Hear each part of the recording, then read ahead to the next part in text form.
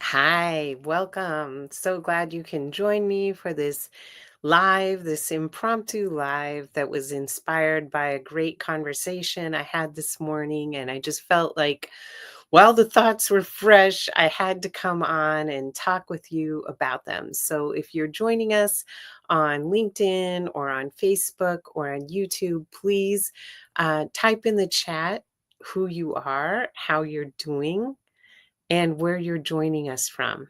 I am Karen Fleshman, she, her pronouns, and I'm joining us from the unceded traditional territory of the Ramaytush Ohlone people, also known as San Francisco, California. And we're here for a little chat with CEOs about why now is not the right time to abandon your commitment to DEI and why it's really important for CEOs who care about their company to remain committed to diversity, equity, and inclusion. And if you have thoughts on that, I'd love to hear from you as well. So please let me know if you have some comments on that. Okay? Excellent. Yes, welcome everybody. It's good to see you here. I see someone's on watching. Good to see you. Please go ahead and leave a comment so I know who you are. But let's dive right in. You know, I was talking with a coach of mine this morning, and we were talking about what is happening in the DEI space. And she said to me, you know, I hear a lot of people grieving about what is happening with DEI, which is totally legitimate. I have been grieving as well. But what I don't hear enough of is DEI professionals making the case of why now is important for companies to actually double down on their DEI efforts. And I said, you know what? You're 100% right.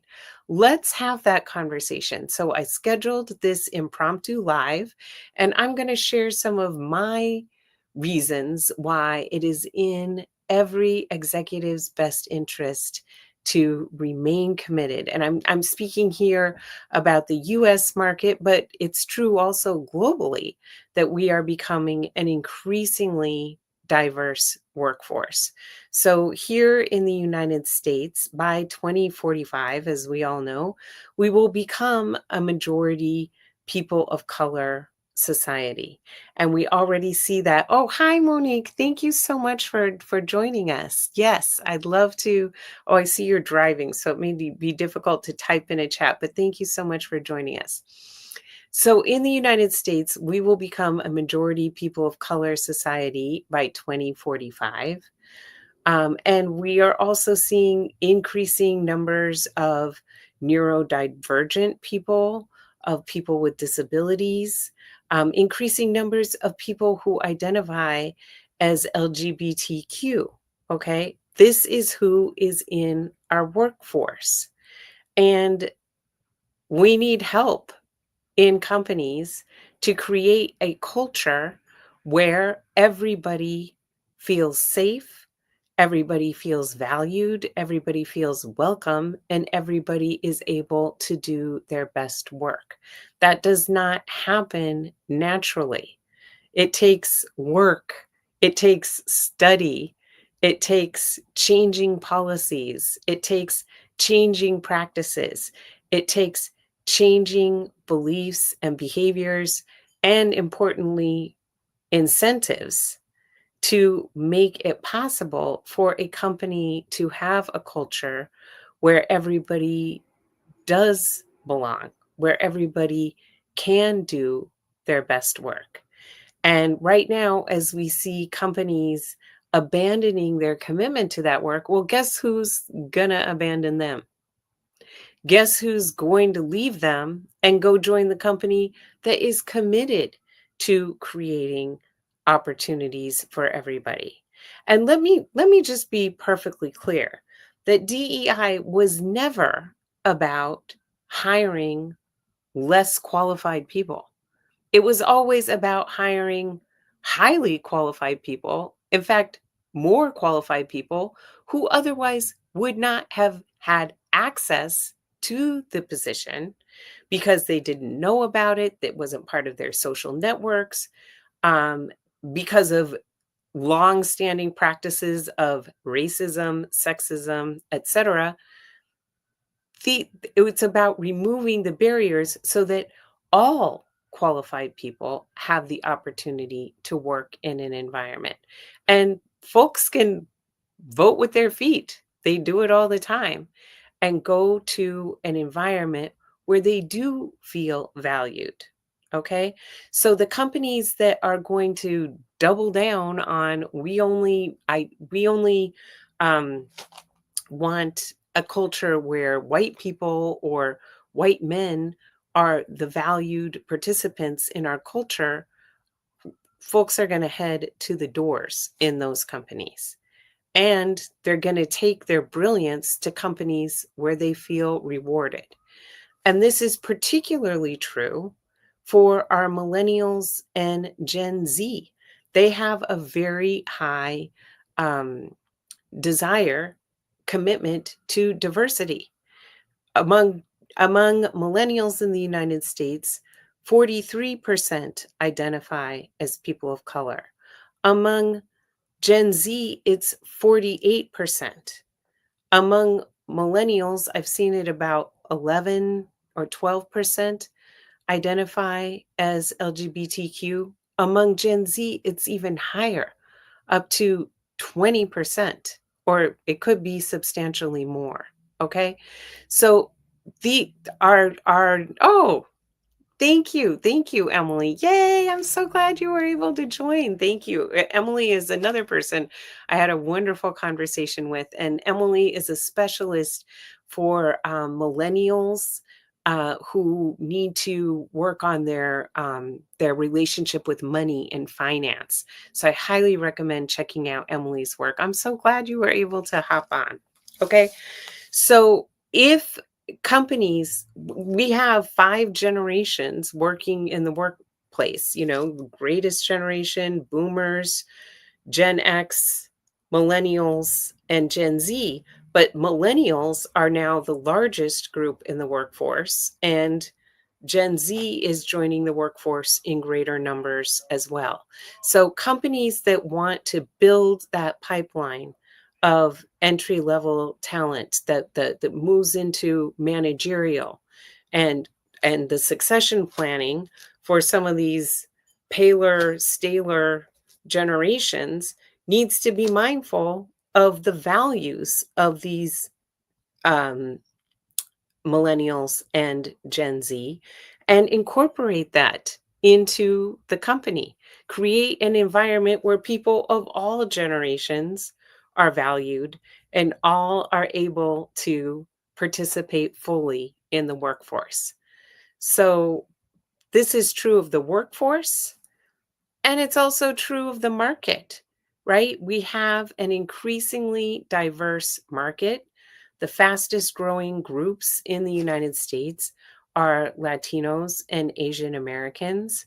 And people in the marketplace are paying close attention to what is going on with companies and their DEI commitments. We see that with Target. There is a substantial national boycott being led by Black clergy against Target for abandoning the DEI and racial equity promises it made 5 years ago after George Floyd was murdered shortly outside of where Target's headquarters are in Minneapolis. And Target said, we realized that our shelves, we haven't had space on our shelves for Black owned small businesses, and we're going to create those spaces. We're going to commit to diversity, equity, and inclusion. And it did for the past 5 years. And some entrepreneurs got access to a huge market that they otherwise would not have had access to. And then shortly after the inauguration of our president, Target announced it's pulling back. It was subjected to a lawsuit by a group of first responders who claimed that its DEI programs were costing them money. Well, it turns out that the boycott is actually costing Target money, and it is declining in share value to the extent that the daughters of the founders of Target held the board to account, saying, "What are you doing? You are not acting in the best interest of our company by abandoning our commitment to DEI and to racial equity." So we see, while Target is losing customers, the lines outside of Costco, which has doubled down on its commitment to DEI, are stretching around the block. And also, Costco recently announced that it is increasing its hourly wage of its workers to $30 an hour. So we see that the market wants diversity, equity, and inclusion. A diverse market wants to go to stores where they would be hired, where they are valued as and seen as human beings. And that is exactly what diversity, equity, and inclusion is all about. So clean up your reputation, clean up your company culture by recommitting to DEI. You'll attract the best talent and you will also attract consumers. Another reason to maintain your commitment. Yes, it is great. Hi. Oh, thank you so much for, oh my God, Eco. I hope I'm pronouncing your name correctly. I love your content so much. Everybody, make sure to follow Eco. Make sure to follow Eco. Brilliant, brilliant, brilliant person. And here's also Emily's. Oh, thank you so much, Emily. Thank you for joining us. Okay, another thing I want to make sure that everybody is perfectly clear is that no matter what executive orders the current inhabitant of the White House issues, the Civil Rights Act of 1964 and all of its protections against employment discrimination is still the law of the land. The state of California, where I live, has even more extensive protections against employment discrimination. San Francisco, where I live, has even more extensive protections against employment discrimination. And that's true of many different states and many different localities throughout our country. So the federal protections against employment discrimination still stand, as well as the state and local protections. So employers who are like, oh, we can just walk away from DEI and everything's going to be fine. No, it's not. You are going to face lawsuits. You are going to face settlements that can be quite costly if you do not continue to comply with the law. Another major reason to maintain your commitment to diversity, equity, and inclusion is that all the studies of it point to it.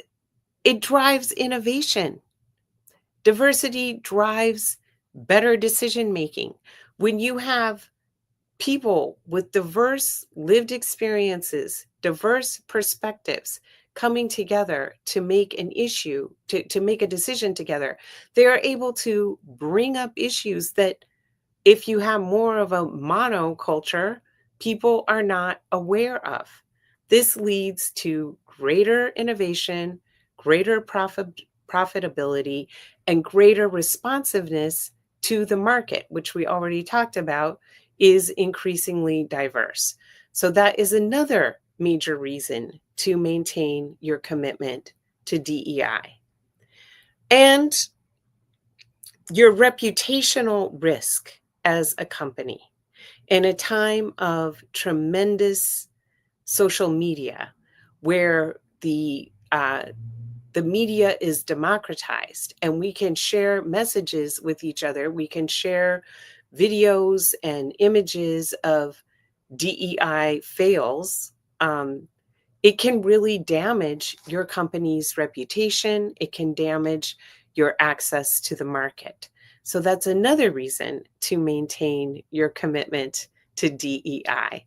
And I would love to hear from our esteemed listeners, Eco, Emily, Monique. Do you have thoughts on additional reasons why it is so important that companies not abandon DEI?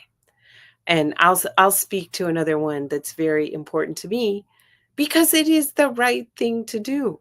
Okay? It is always the right thing to do to treat other human beings with dignity, respect, and value. Okay, we are all inherently worthy as human beings. There is no one group of human beings that are inherently superior or inferior to anybody else. There is no hierarchy. Okay.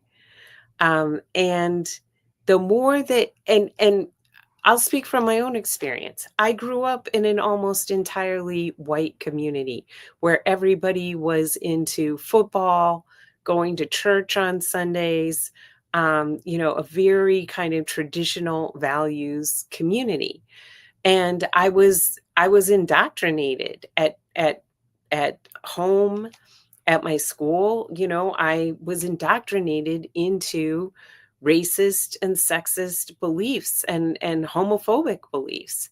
In fact, one of my dear friends, when we were in high school, our first year of high school, took his own life. And I believe that the reason he took his own life, although he never told me, was because of his sexuality and the repressive nature of the community that we lived in. He felt like he could not be himself. He felt that, this intense bullying. Oh, thank you so much, Heidi. Oh, you're so kind. Thank you for hopping on.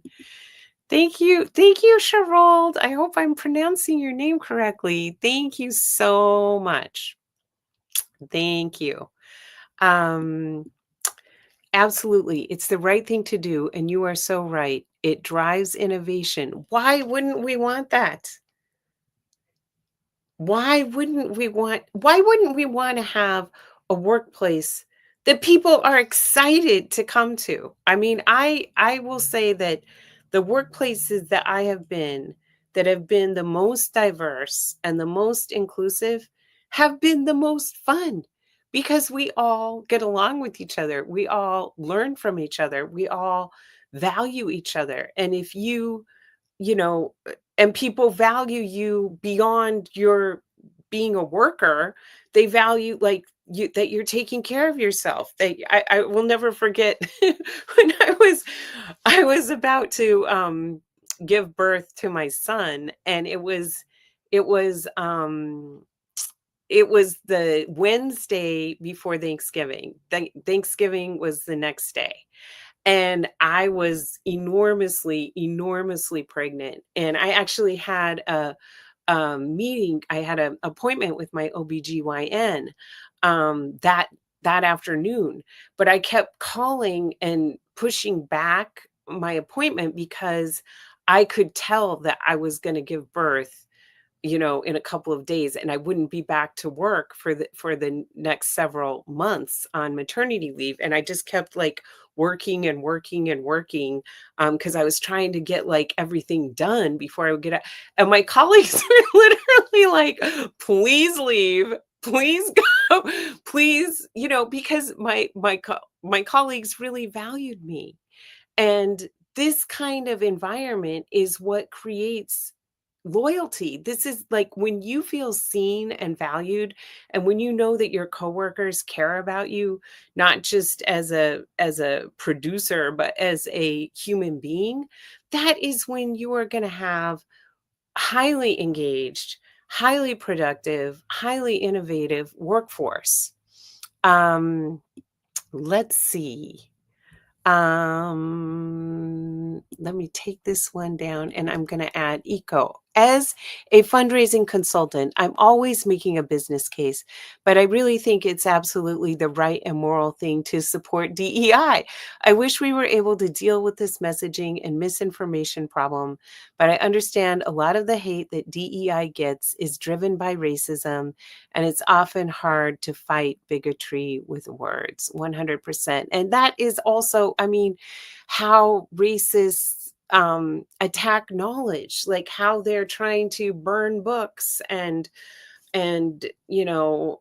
shut down libraries and go after universities and go after intellectuals and all of that. Like, we have to fight bigotry um, with humanity and with morality. Um, And also, I do believe, like, the reason why I started my company called Racy Conversations is that I do believe we need to sit down and talk with each other. I do believe that, like, as I was saying earlier, as a child, I was so indoctrinated growing up in an all white community without even realizing it. And it's only because I've been so fortunate to leave that place and to have worked throughout my career in organizations that were majority people of color. I reported almost all of my the leaders I've reported to have been women of color. And so I had to learn how to show up as a white person in these majority POC spaces. That's how, I understand that this, just as bigotry and racism and sexism can be taught, it can also be unlearned, and you can learn a new set of behaviors, a new way of relating, a new way of being in the world, and let go of those harmful beliefs and behaviors. I know that it's possible because I've actually experienced it myself. Um, a fun workplace is an efficient workplace, 100%. When people are having fun, they are so, I mean, you get into your state of flow. You get into your sense of creativity. You get into your energy, your highest form of energy. It's not like, ooh, let me go get a coffee because I can barely keep my eyes open here. It's about leveling the playing field, hence equity. Yes. Thank you, Cheryl. And one thing I want to make sure, I often start my workshops like this. Let's say, contrasting racial equality with racial equity, right? We're all familiar with racial equality, that all human beings are equal and deserving of the same dignity and respect. Um, but the contrast with racial equity goes like this. Like, let's say we were going to run a race, and the starting line of the race is here, and some people were going to start the race here, and other people were going to start the race here. Who's most likely going to win? The people who are here, obviously. So racial equity is figuring out what needs to change specifically, which may be different by the person, for the folks who are stuck here to be here. Then we start the race, right? Then it's a level playing field. And what we're looking for is for everybody to ascend. We are not looking for this. We are not looking for a new group to come become the oppressor and dominate this group. No, we are looking for something that benefits everybody. Because really, when you think about this situation, who does this benefit? Does it, in a sense, it benefits the people who are here, but not really. Who it really benefits are the people who are way up here, right? Who like to see this, and especially this, to keep us all distracted so that we are not focusing on them and everything that they're able to accumulate while we're down here fighting each other for crumbs. Is this making sense to people? Let's see. Oh, we have some more. Oh my God, Eliana. Eliana, I'm so honored you're on here. I really love and value your work. We are in a global economy, DEI done strategically. In other words, increasing recruitment, retention, and promotion of underestimated and underrepresented employees versus surface level cultural celebrations. Companies are better positioned in the global market, 100%.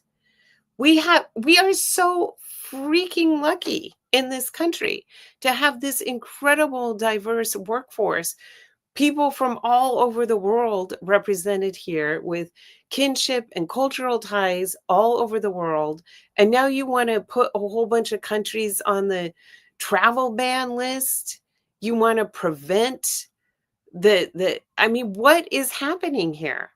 What is happening? And this is why, again, we need our CEOs to stand up and say, we need diversity, equity, and inclusion. We need people to be able to travel freely. We need to end this tariffs and all these deportations and everything else that is damaging our religion. The idea that we're going to invade other countries. I mean, this is, yeah, we all of it needs to stop. Oh, I'm so glad you hopped on. Thank you so much. And let me know if you'd ever like to do one of these together. I would love that. I would love that.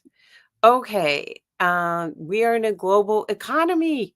Yes. And we have one of the greatest assets that we could apply to helping the United States in the global economy, aka the workforce of the United States.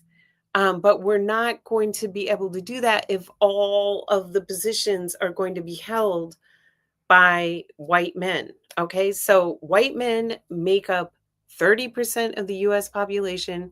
They currently hold 62 plus percent of leadership positions. Okay, imagine, and again, this isn't like, um, we don't want white men to hold positions of power. We want to increase the number of positions of power.